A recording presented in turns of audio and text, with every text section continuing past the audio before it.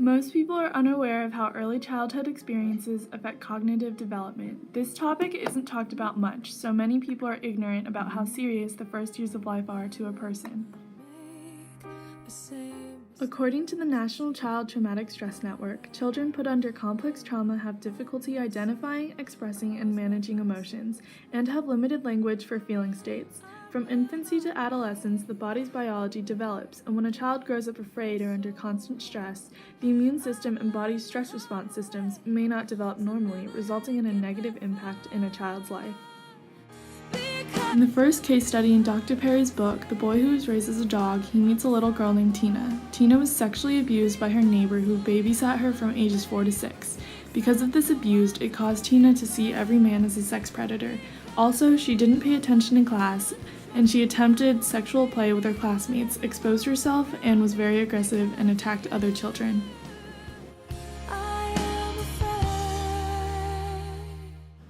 The next study that was conducted by Dr. Perry was about a girl named Amber. Amber was raped by her mom's ex-boyfriend at age 9. This abuse went on for several years, but eventually her mother found out and she kicked him out.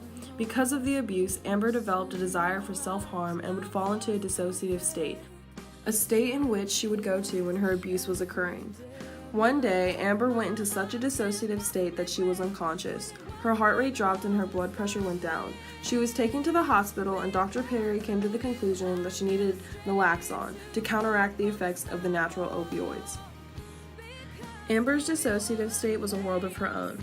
Inside this world, she was considered the Black Death. The Black Death would murder monsters and anything that got in its way. This was always the place that she went to when she needed to get away. The last case study conducted by Dr. Perry was about a boy who was raised as a dog. The child lost his mother and was left in the care of her boyfriend, who was a professional dog breeder. He applied his knowledge of dog breeding to raising a child who was a newborn. He was rarely let out of the cage to play or to eat and use the restroom when he was bad. He was put back in the cage as punishment. Due to the lack of parental guidance, he could not walk or talk when Dr. Perry first approached him at the age of 6. Another real-life story exemplifying how early childhood experiences greatly affect cognitive development is Lauren Kavanaugh's tragic incident, starting when she was 3 years old and continuing for 6 more years. She was put up for adoption by her biological parents and adopted by a loving couple, but soon after her biological parents fought to get her back and won. The parents locked her in a closet and only brought her out for her stepfather to rape her. This happened multiple times, even often with outsiders, for 6 years.